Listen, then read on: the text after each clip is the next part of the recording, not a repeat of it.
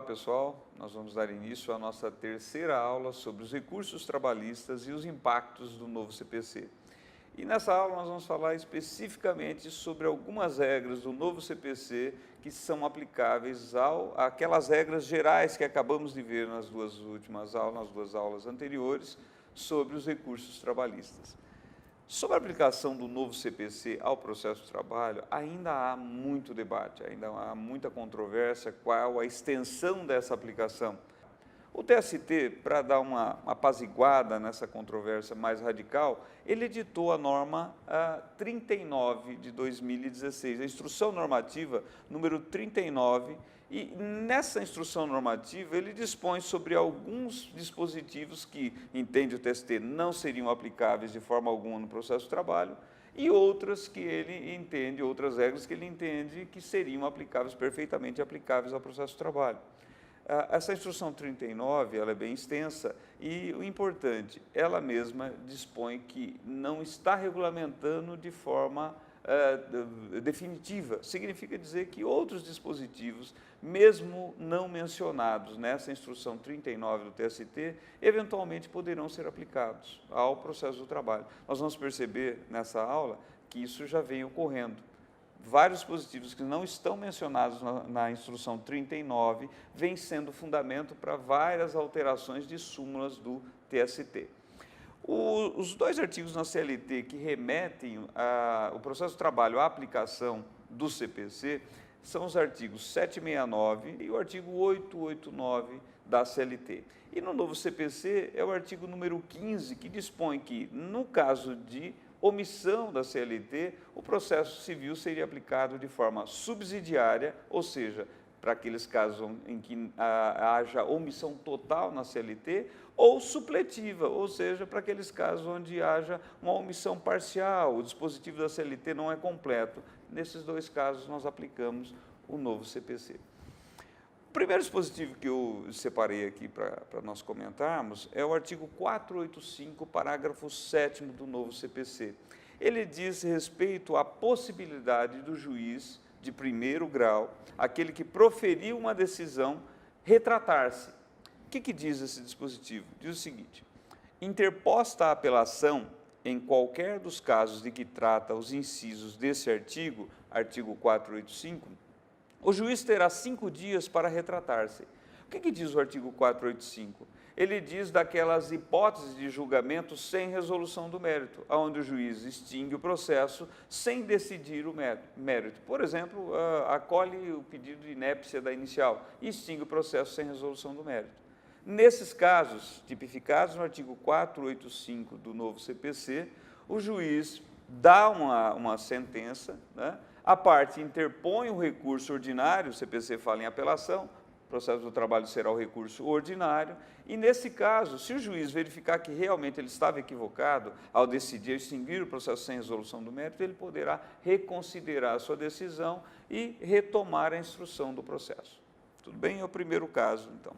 O segundo caso é o seguinte: diz respeito à possibilidade de correção de vícios ou complementação da documentação exigível na interposição de recursos. Essa regra está lá no artigo 932, parágrafo único, e artigo 938, parágrafo 1º a 4º do novo CPC. O que diz o dispositivo do artigo 932? Fala o seguinte, parágrafo único: antes de considerar inadmissível o recurso, o relator considerará o prazo de 5 dias ao recorrente para que seja sanado o vício ou complementada a documentação exigível.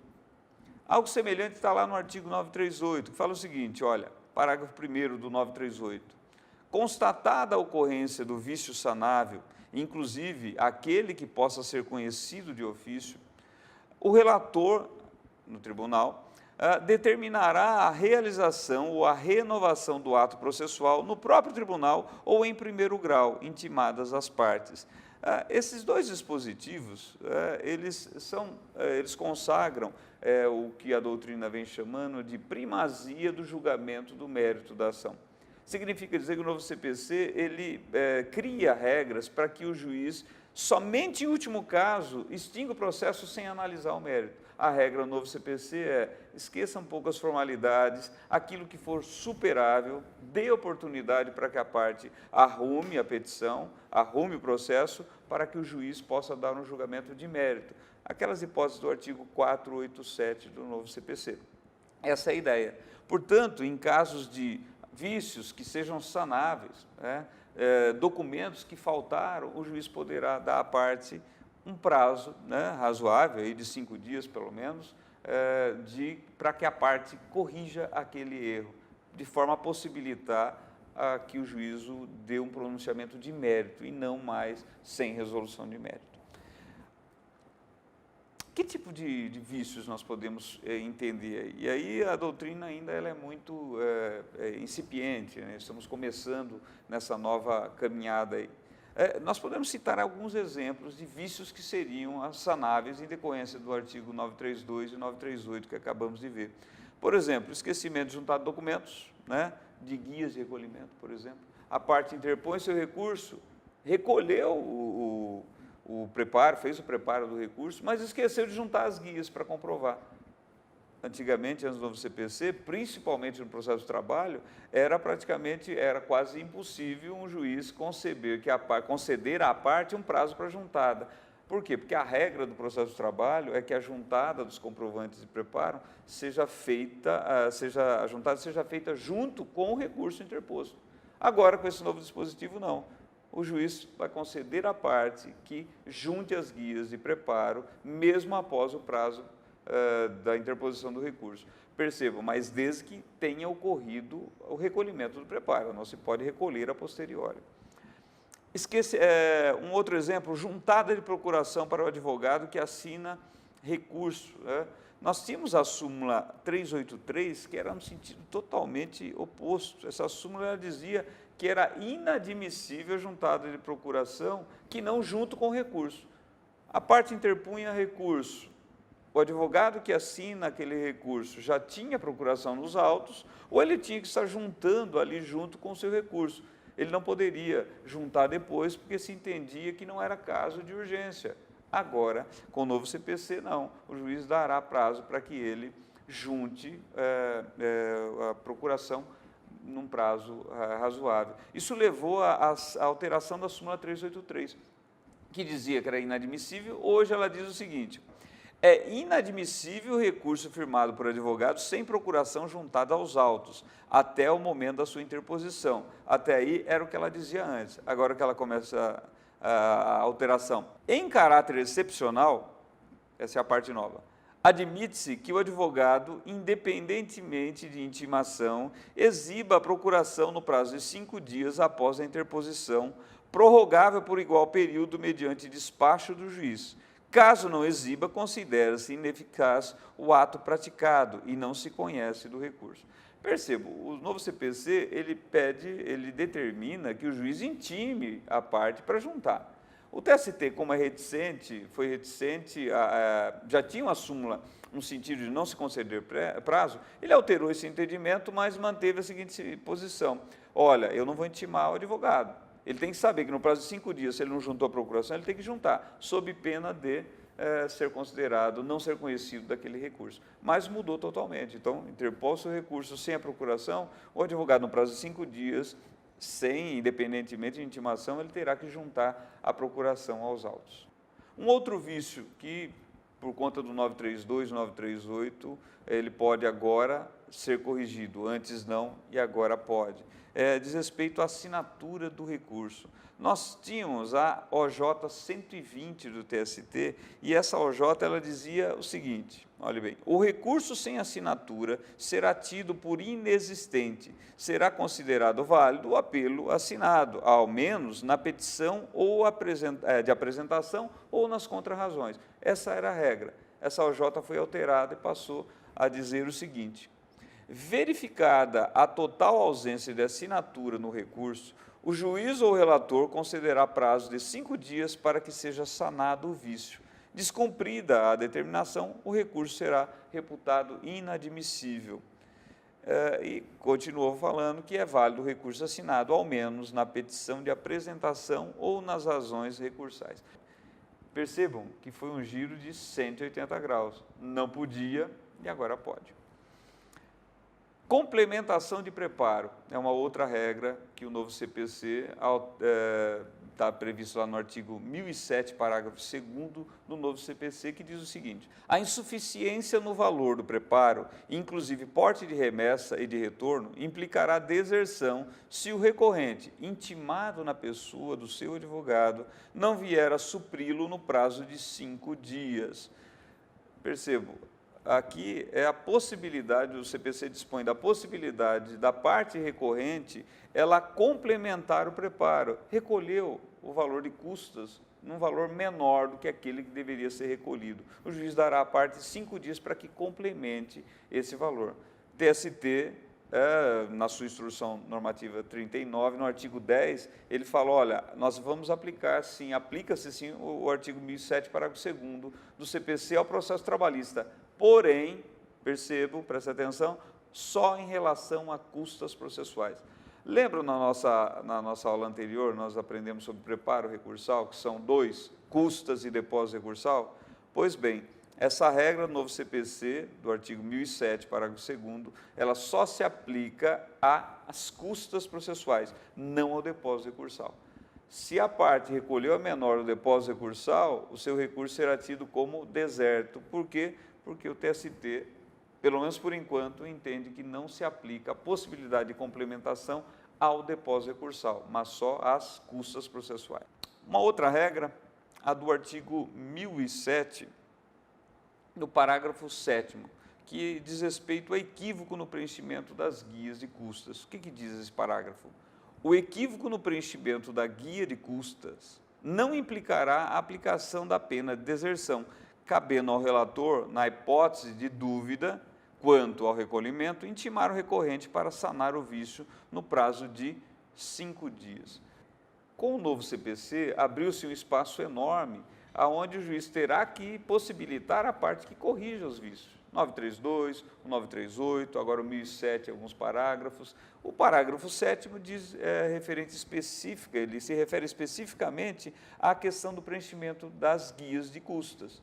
Se a parte eventualmente colocou o número do processo errado, ou algum dado, o número do CPF errado, enfim, qualquer vício que seja sanável, o juiz, percebendo isso, ele fará o quê? Dará o prazo de 5 dias para que a parte corrija ou explique aquilo de forma a demonstrar que aquele erro, por exemplo, não inviabiliza o recolhimento das custas que foi feito.